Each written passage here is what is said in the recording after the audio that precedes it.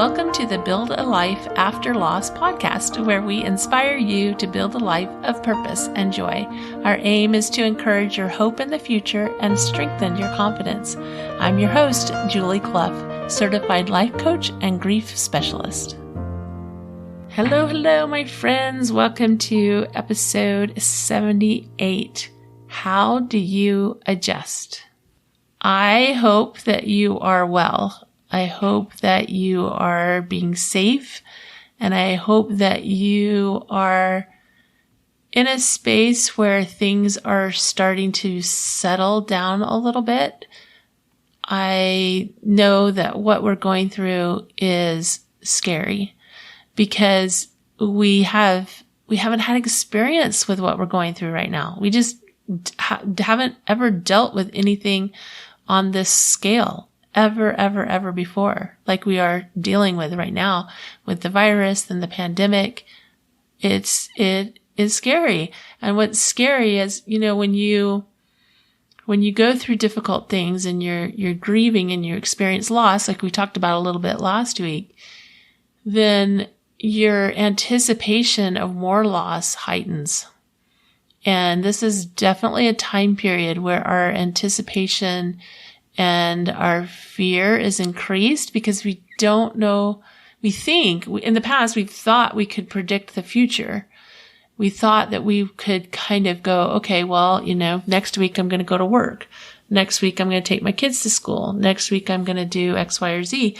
And then things changed, and they changed drastically, and they changed quickly.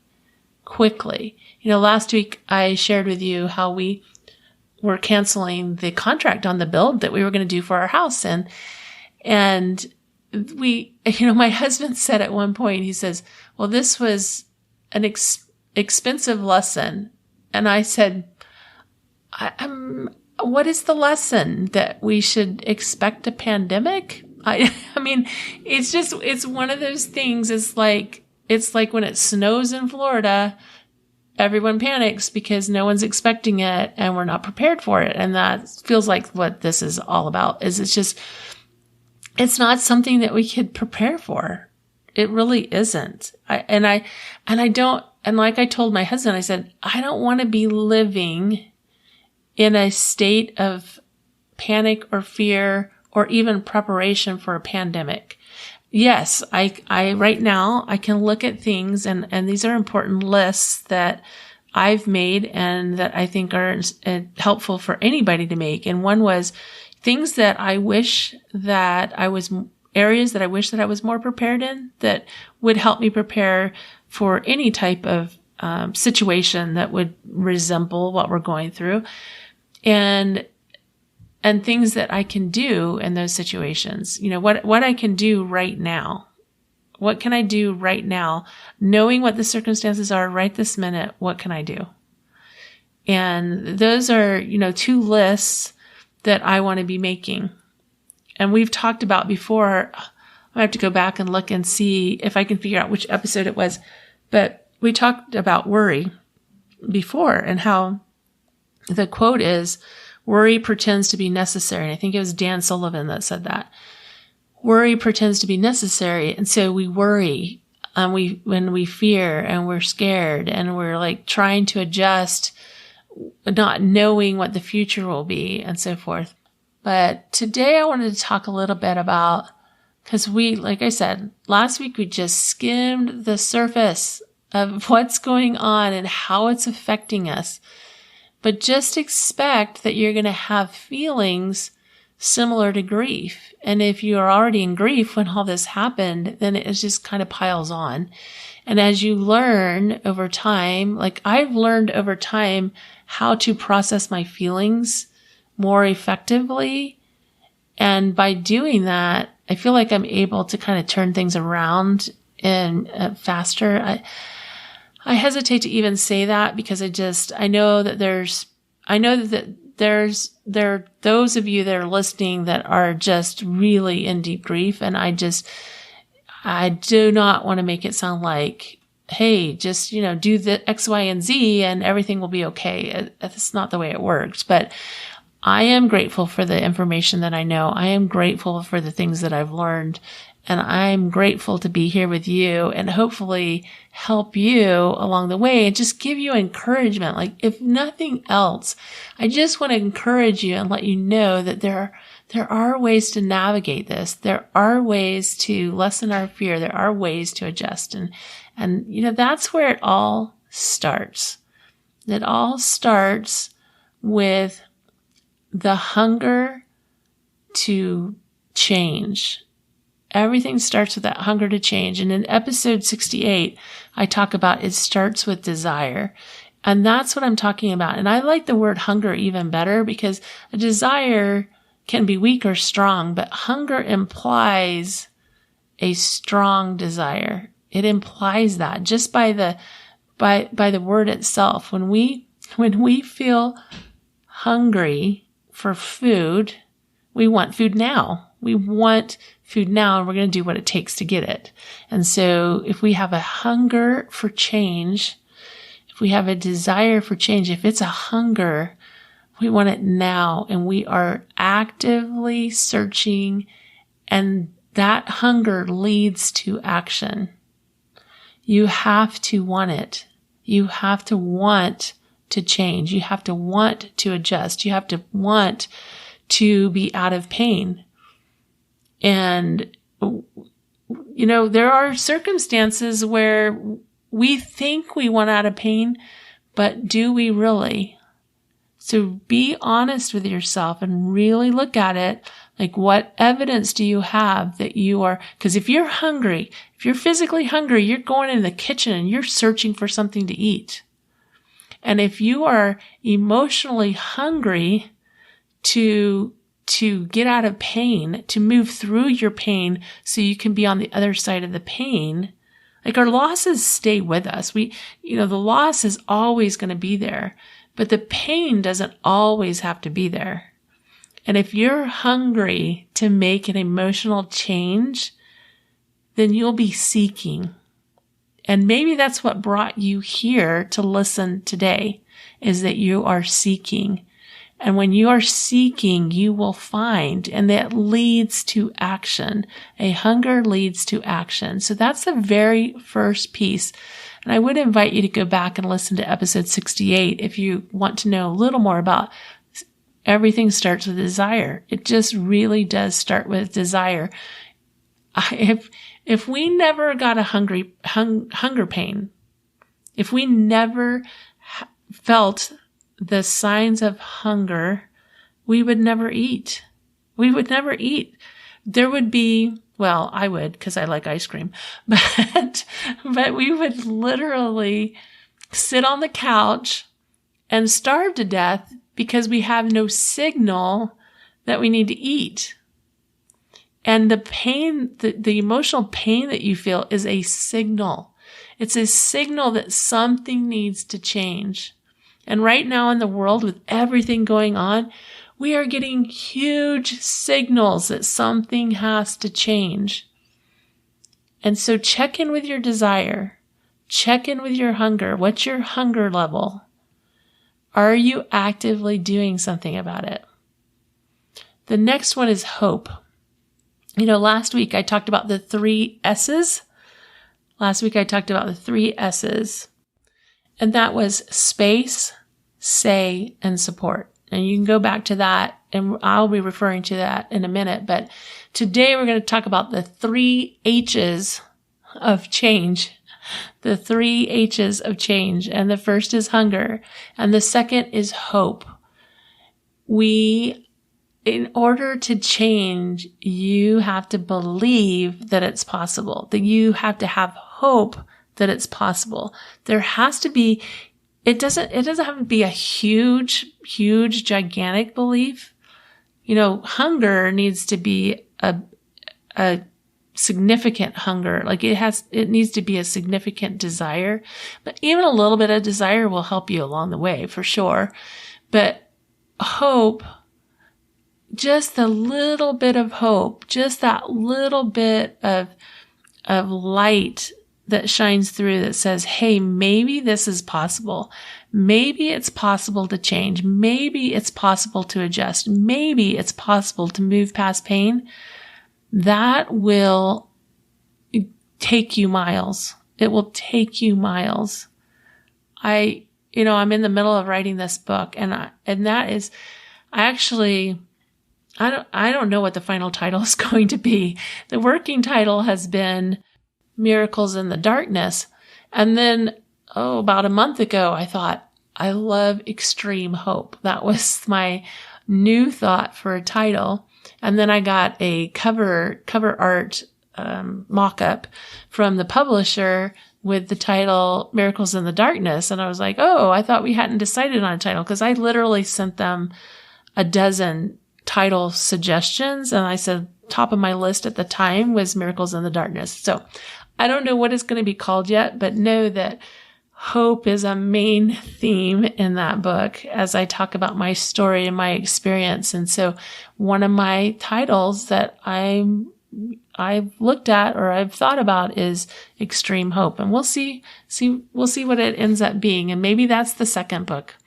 But hope is so important. And so I would invite you to go back and listen to episode 67, Increasing Hope, because it is something that we can work on. It's not, we can work on these things. We can work on hope. Hope isn't just something that's out there that we just happen.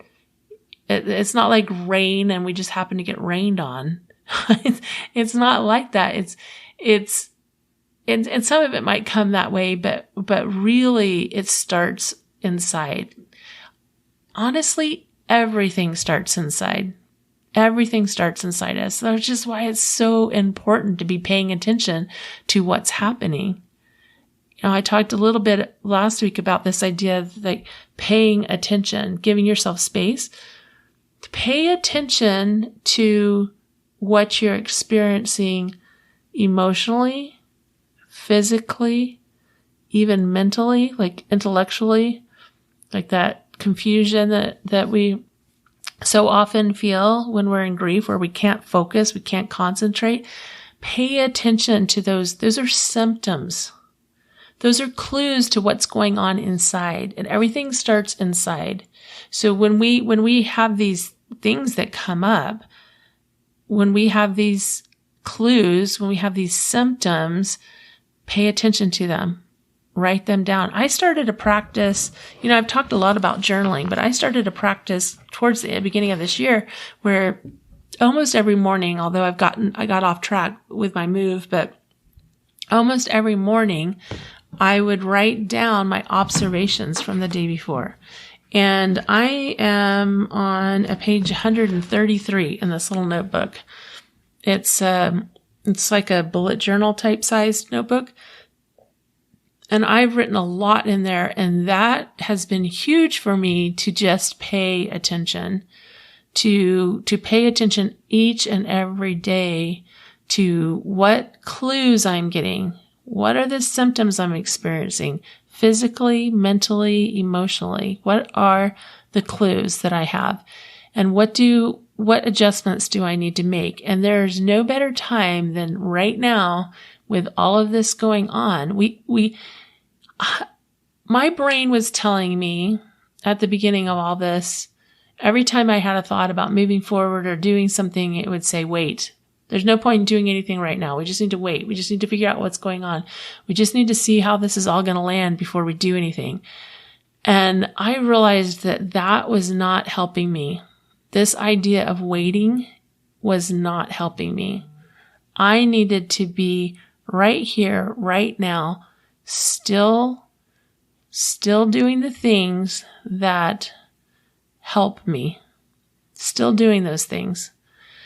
So we need to have a hunger. You need to have a hope. And the last thing is you need to have a how. And I hope that as you listen to these podcast episodes that I put out every single week, I hope that is building your library of how. Last week's episode, 77, Moving Through Grief, was really very much about some of the how, the space, the say, how we express what we're going through so that we can start pulling things up and out.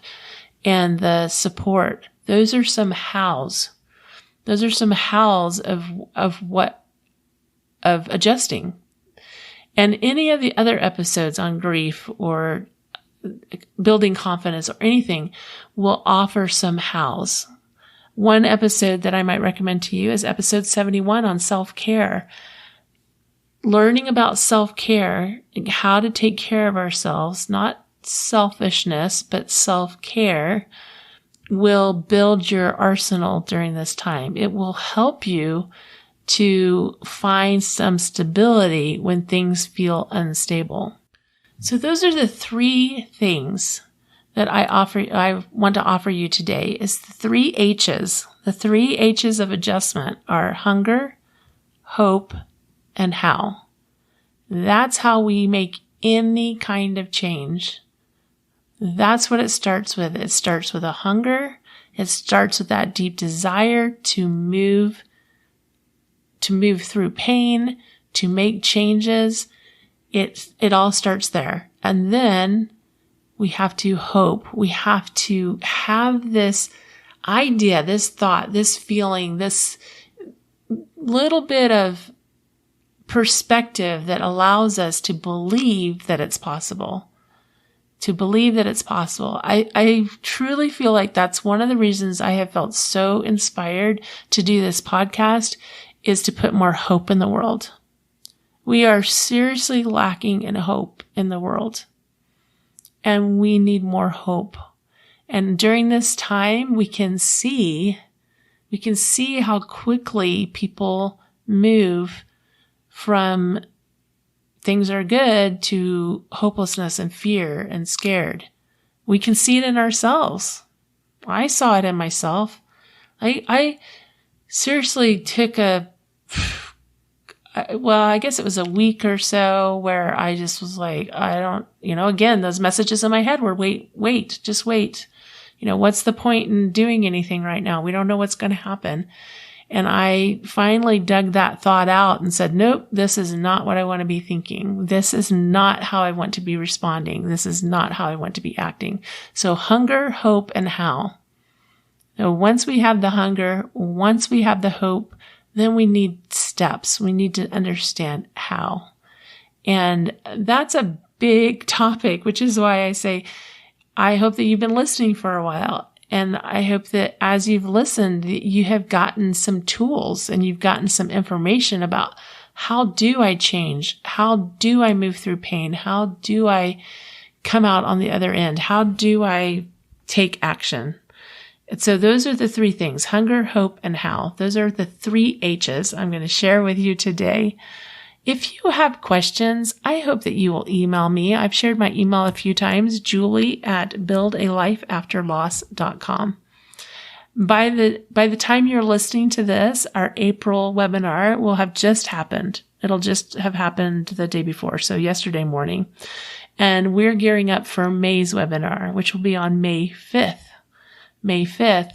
And I am so excited to be sharing with you and to be able to meet with you, and to feel your live presence there and to share not only talking to you, but actually share the visuals so that you can visualize what's happening in grief and why it happens the way it does and how it can lead us to healing. It doesn't have to crush us forever. And it's an opportunity for you to ask live questions. So as I'm explaining things and you have questions, you can ask those questions. If you're listening to my podcast and you have questions, you can go to that webinar and ask those questions. So I hope to see you there on May 5th. That will be our next webinar. Again, the registration for that is in the show notes. I also have a new book coming out, and I'm a week away at the time that this is airing, at the time that this is published. I'll be a week away from sending my manuscript to the publisher. So that's getting pretty exciting. And if you want to make sure you get all the news, that you're not missing anything, be sure to visit buildalifeafterloss.com and get on the mailing list so you don't miss anything. I believe in you. Have a great week.